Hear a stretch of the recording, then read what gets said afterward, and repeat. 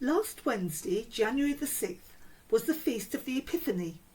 This is traditionally a Christian holiday commemorating the visit of the wise men to see Jesus. If you remember, they brought him gifts of gold, frankincense and myrrh. I'm going to read you the story of that special occasion taken from Bob Hartman's Link It Up Bible. I hope you enjoy this as much as I do. It's called The Starwatchers. Boom, boom, boom. The Starwatchers knocked on the door to the palace of Herod, king of the Jews. And when they were admitted and they stood before him, they gave him news that landed like an explosion on his ears. Can you tell us, please, where we can find the newborn king of the Jews?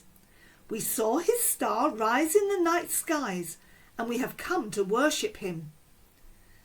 It was all King Herod could do to keep himself from exploding with rage. He was the king of the Jews, and he had murdered anyone who had tried to take his throne, including members of his own family. The Star Watchers, of course, had no way of knowing this. They were not Jews themselves. They were from another country far away, east of Jerusalem. For God wanted everyone, everywhere, to know about Jesus, to bless the whole world, just as he had always promised. King Herod sent the Star Watchers away and immediately gathered every priest and scribe and expert he could find. He asked them one question, and one question only. Where is it that our holy books say God's long-promised Messiah will be born? In Bethlehem of Judea, they answered.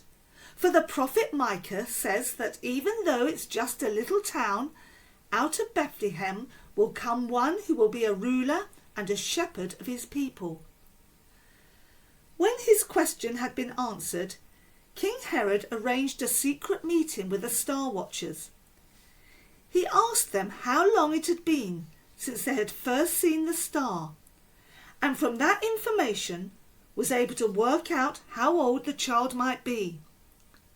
Only then did he reveal to them what the priests had told him about Bethlehem.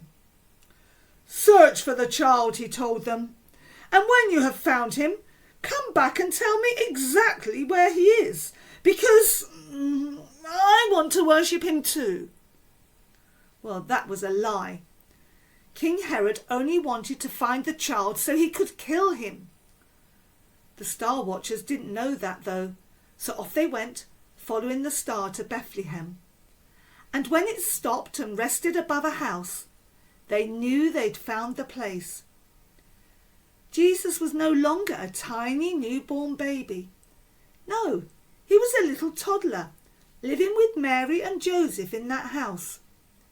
And when the Star Watchers entered the house, they fell on their knees before him and worshipped him. They gave him precious gifts, gold and frankincense and myrrh, gifts fit for a king. When their visit was finished, did they return to King Herod and tell him where the baby was? No, they did not. For in the night God spoke to them in a dream that told them of the king's wicked plan. So in the morning, avoiding the palace, they returned home by another way.